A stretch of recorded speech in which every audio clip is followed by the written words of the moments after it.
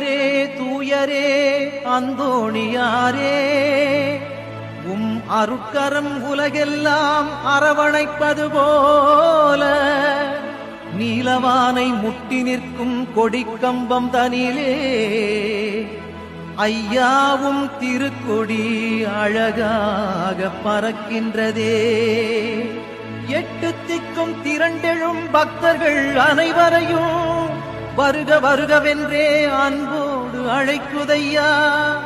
புனிதரின் திருக்கொடியே வாழ்க, நலம் தரும் ஜீவநதியே நீ வாழ்க.